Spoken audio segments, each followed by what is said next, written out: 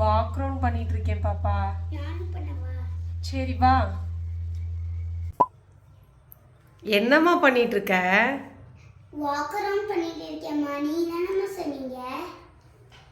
அட English டிக்ஷனரியே. Walk around அப்படின்றது சுற்றி சுற்றி நடக்கிறது இல்லை. பேட்டர்ன் மேக்கிங்கை பொறுத்த வரைக்கும் வாக் அரவுண்ட் அப்படின்றது நம்ம ஒரு இடத்துல இருக்கிற மெஷர்மெண்ட்டை இன்ச் பை இன்ச்சாக கேல்குலேட் பண்ணுறது தான். இப்போ நான் கன்ஸ்ட்ரக்ட் பண்ணிகிட்டு இருக்கிறது ஒரு காலர் நெக் குர்த்திக்கான பேட்டர்ன் நம்ம பார்த்துட்ருக்கோம். இந்த இதில் எனக்கு ஃப்ரண்ட் ஆம் ஹோல் இங்கேருந்து ஸ்டார்ட் ஆகுது, பேக் ஆம் ஹோல் இங்கேருந்து ஸ்டார்ட் ஆகுது. இந்த ரெண்டு ஆம் ஹோலும் கரெக்டாக இருக்கா, ரெண்டுமே என்னுடைய மெஷர்மெண்ட்டுக்கு கரெக்டாக இருக்கா அப்படின்னு நான் செக் பண்ண போகிறேன்.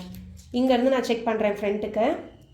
இப்படி இன்ச் பை இன்ச்சாக லைட்டாக இப்படி இதை சுற்றி மெஷர் பண்ணுறதுக்கு பேர் தான் வாக் அரவுண்ட் அப்படின்னு சொல்லுவோம். இந்த இதை பொறுத்த வரைக்கும் எனக்கு எவ்வளோ இருக்குது? 8.6 இன்ச் இருக்குது. ஃப்ரண்ட்டுக்கு 8.6 இன்ச்சு. இதே மாதிரி நான் பேக்குக்கு பார்க்க போகிறேன். நான் இதில் பண்ணியிருக்கிறது காலர் நெக் குர்த்தி. ரிவர்ஸ்லேருந்து நம்ம பார்க்கணும். ஸோ அதெல்லாம் நான் பண்ணி முடிச்சுட்டேன்.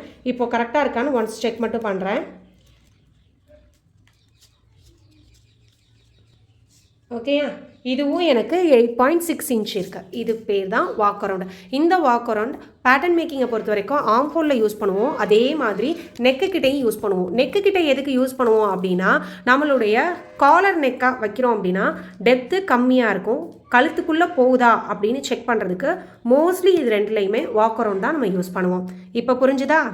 இப்போ புரியுதா? இப்போ புரியுதுமா. உங்களுக்கும் புரிஞ்சிருக்கும்னு நினைக்கிறேன். ஃபேஷன் டிசைனிங் ரிலேட்டடாக டவுட்ஸ் இருந்தால் கீழே கமெண்ட் பண்ணுங்கள். நெக்ஸ்ட்டு பார்க்கலாம்.